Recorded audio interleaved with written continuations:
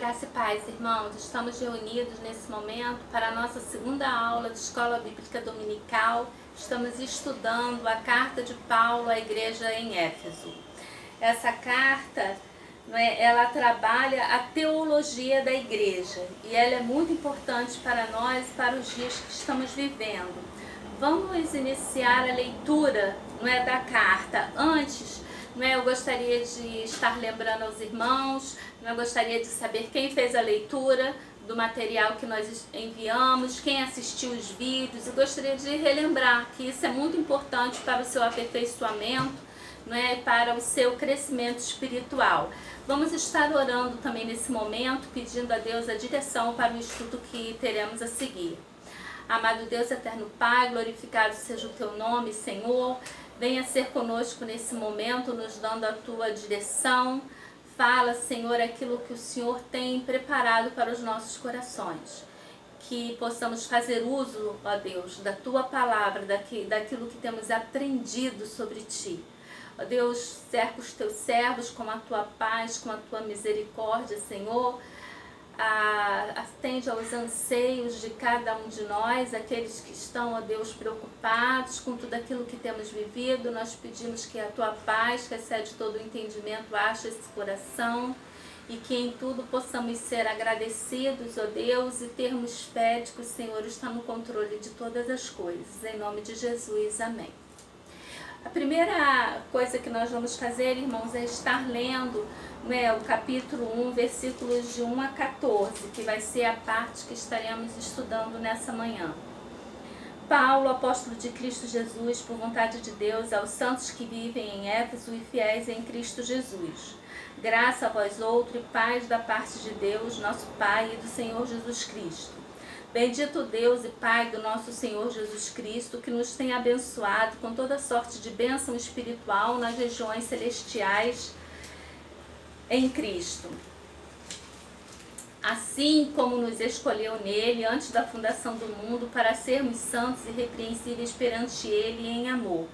Nos predestinou para ele, para a adoção de filhos por meio de Jesus Cristo, segundo o beneplácito de sua vontade, para louvor da glória de sua graça, que ele nos concedeu gratuitamente no amado, no qual temos a redenção pelo seu sangue, a remissão dos pecados, segundo a riqueza da sua graça, que Deus derramou abundantemente sobre nós em toda sabedoria e prudência, desvendando-nos o mistério de sua vontade, segundo o seu beneplácito que propusera em Cristo, de fazer convergir nele, na dispensação da plenitude dos tempos, todas as coisas, tanto as dos céus como as da terra. Nele digo, no qual fomos também feitos herança, predestinados segundo o propósito daquele que faz todas as coisas conforme o conselho da sua vontade, a fim de sermos para o louvor da tua glória, nós os que de antemão esperamos em Cristo, em quem também vós, depois que ouvistes a palavra da verdade, o evangelho da vossa salvação, tendo nele também crido, fostes selados com o Santo Espírito da promessa, o qual é o penhor da nossa herança até ao resgate da sua propriedade, em louvor da sua glória. Logo no capítulo 1, os versículos 1, 2 e 3, Paulo vai dizer quem é o remetente, quem são os destinatários e qual é o propósito da carta. Então ele começa dizendo: Paulo, apóstolo de Cristo Jesus, por vontade de Deus, aos santos que vivem em Éfeso e fiéis em Cristo Jesus. Então ele está se identificando. Paulo, apóstolo de Cristo. Quem é o autor da carta aos Efésios? Paulo. Algumas pessoas questionam a forma fria de Paulo tratar essa carta. Não tem muita pessoal, não é uma carta muito pessoal. Geralmente as cartas de Paulo são cartas pessoais. Paulo cita diversas pessoas e aí eles dizem: poxa, Paulo nunca foi a Roma e escreveu uma carta super pessoal. Usa os últimos 2 capítulos fazendo várias citações de pessoas, recomendando fulano, beltrano, e aqui na carta aos Éfesos ele passou 3 anos na cidade e ele é impessoal. Isso justifica-se dizendo que a carta foi uma carta circular, ela circulou por várias igrejas em Éfeso. Então essa é a razão de não ter aqui muita citação pessoal, porque não foi uma carta destinada exclusivamente àquela igreja. Mas voltando aqui, então Paulo, ele vai dizer que é apóstolo de Cristo Jesus por vontade de Deus, não é por vontade dele, é por vontade de Deus. O apostolado é uma bênção que Deus deu àqueles que, aos 12 apóstolos, né, e Paulo. Hoje em dia nós vemos muitos se apregoando de apóstolo, né, mas existe muita controvérsia com relação a isso, mas não é a razão de ser do nosso estudo. O que eu quero fixar aqui para os irmãos é que Paulo está, né, se identificando como remetente da carta, está se tratando como apóstolo, usando o título de apóstolo, e ele deixa bem claro que ele é apóstolo não por vontade dele, não por vontade de homens, mas por vontade de Deus. Depois Paulo vai falar ao destinatário. Quem são os destinatários dessa carta? São os santos que vivem em Éfeso e fiéis em Cristo Jesus. Então Paulo vai dizer que eles são santos, não é? Essa expressão aqui de santo não quer dizer que são pessoas sem pecado, mas são pecadores salvos pela graça de Deus. Então quando você ouve a expressão, né, os santos, não quer dizer que são pessoas que nunca pecaram e que estão a ponto aí de ser canonizadas. Não, são pecadores salvos pela graça de Deus, né, e que manifestam a sua fé, por isso são fiéis em Cristo. Aí aqui geralmente pode-se omitir, não é? Fiéis em Cristo em Éfeso. Em algumas cartas, né, alguns manuscritos, não se achava isso. Por quê? Porque ela era uma carta circular, então se omitia ali o em Éfeso para poder dizer em Laodiceia ou em qualquer outra cidade por onde essa carta circulasse. Bem, então o santo, ele serve a Deus. O crente, ele é cidadão de dois mundos.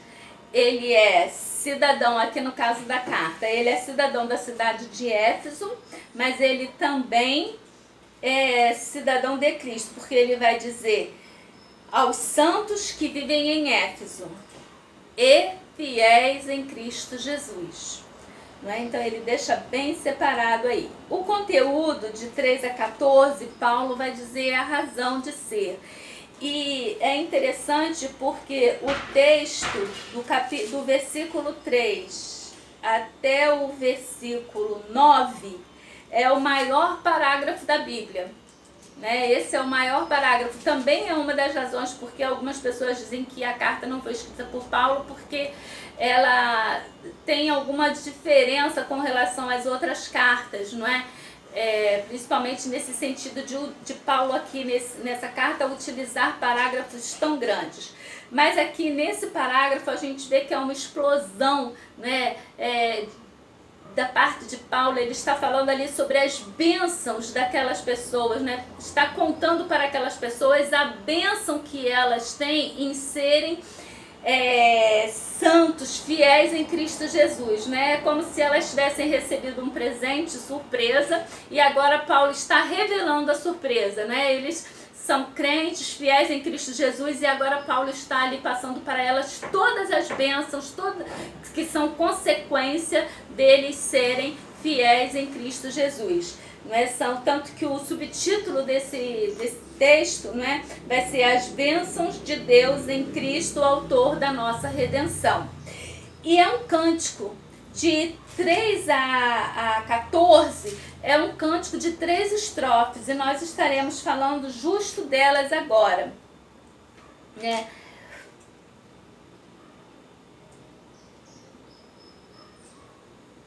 Paulo vai estar falando, né, aqui. É um cântico, né? Eu vou estar detalhando o cântico, mas primeiro Paulo também ele vai dividir esse cântico em 3 partes. Primeiro ele vai dizer que é fonte de bênção. Então, ele vai, logo no versículo 3, ele vai falar: bendito o Deus e Pai do nosso Senhor Jesus Cristo, que nos tem abençoado com toda sorte de bênção espiritual. É interessante aqui que Paulo está citando que as bênçãos de fazermos parte desse grupo são bênçãos espirituais. No Velho Testamento, quando ele se referia a Israel, quando a gente lê lá em Deuteronômio e em várias outras partes do Velho Testamento, nós vamos ver bênçãos materiais. Então, se as pessoas seguissem, obedecessem, elas teriam sempre frutos, o celeiro delas estariam cheios, não haveria estéril, né? Eram bênçãos materiais. E aqui Paulo está deixando bem claro, né, a sorte de bênção espiritual. Nós temos bênçãos materiais, sim, recebemos muitas bênçãos da parte de Deus materiais, mas o foco do cristão, ela tem que ser nas bênçãos espirituais. São tantas bênçãos que nós não temos nem noção daquilo que Deus tem preparado para nós, né? E é isso que ele está dizendo aqui. Toda sorte de bênção espiritual nas regiões celestiais em Cristo. Que região celestial é essa? Não é? Antigamente eles tratavam 3 âmbitos, não é? Celestiais. O céu, né? Normal, físico, que nós vemos. A região celestial, que cuida dessa parte onde acontece. E teria o terceiro céu, que Paulo vai dizer, né, que ele teve a visão do terceiro céu. Paulo foi levado até o terceiro céu espiritualmente falando. E aqui ele está dizendo sorte de bênçãos espirituais. E tem a terceira esfera de bênção também.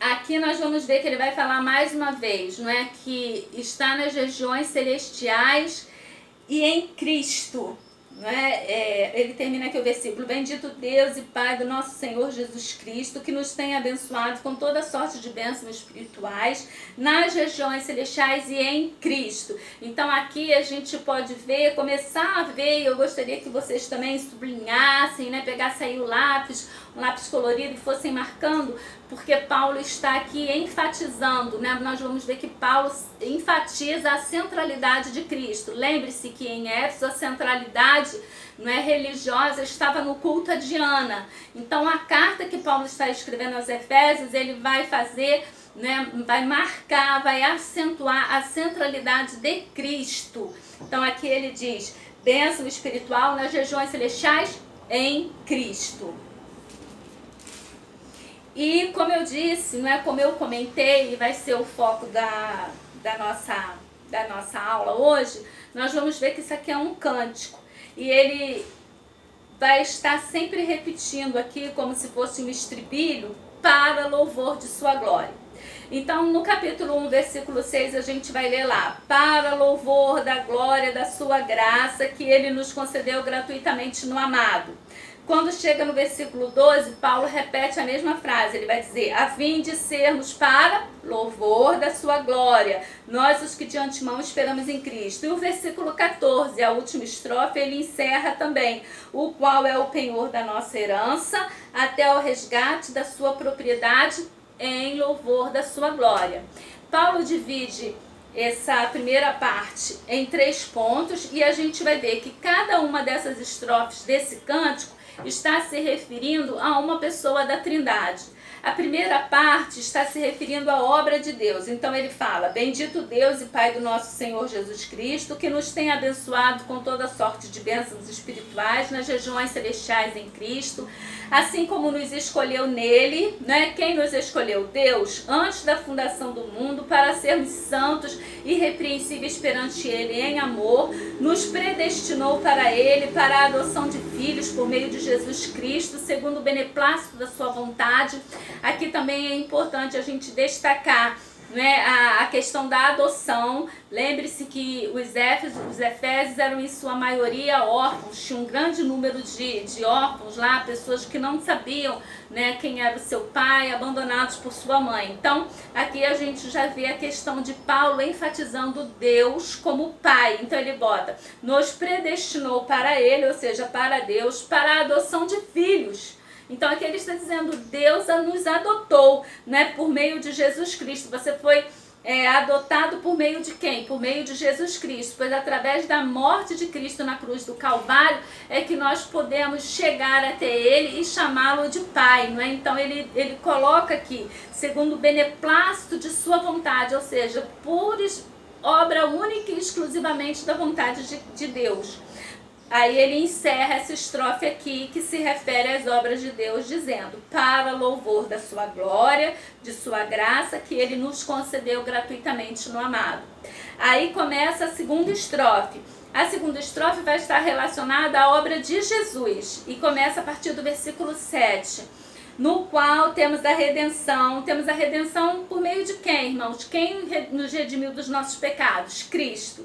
Né? Então ele bota no qual temos a redenção pelo seu sangue, a remissão dos pecados, segundo a riqueza da sua graça. Foi pela graça infinita, não é, que nós fomos perdoados dos nossos pecados. Que Deus derramou abundantemente sobre nós em toda a sabedoria e prudência, desvendando-nos o mistério da sua vontade, segundo o seu beneplácito que propuser em Cristo. Aqui também entra essa palavrinha, ó, desvendando-nos o mistério. A gente vai ver que isso aqui se repete algumas vezes, não é, na carta aos Éfesos. E aí eu lembro vocês que as pessoas que viviam em Éfeso, elas eram místicas, não é? O culto a Diana era um culto místico, onde o gnosticismo, né, e a questão ali de buscar, não é, visão e leituras, não é, era uma coisa muito praticada ali. Então a gente vai ver, vira e mexe, o apóstolo falando sobre o mistério, desvendou o mistério, porque era uma palavra, né, era uma situação que eles conseguiam identificar dentro da religiosidade que eles praticavam antes.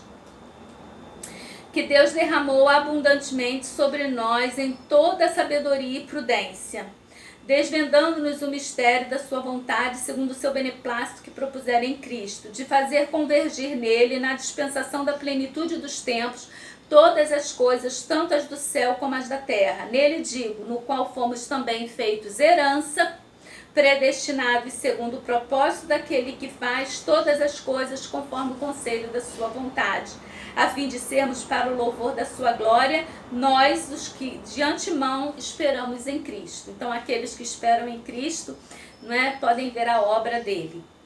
Aí encerra a segunda estrofe. A terceira estrofe, ela é mais curtinha, começa no versículo 13 e ela vai falar da obra do Espírito Santo. Então ele vai dizer, em quem também vós, depois que ouvistes a palavra da verdade, o evangelho da vossa salvação, tendo nele também crido, fostes selados com o Espírito Santo da promessa, o qual é o penhor da nossa herança até o resgate da sua propriedade, em louvor da sua glória. E aí ele encerra a terceira estrofe, né, que novamente citando em louvor da sua glória. Eu espero que os irmãos tenham entendido, tenham gostado, façam essa leitura, marquem aí esse texto, né, com todos esses detalhes que eu dei. Se você tiver alguma sugestão, alguma dúvida, algum comentário, entre no nosso grupo no WhatsApp, fala lá, comente, e que o Senhor possa estar falando ao seu coração. Amém.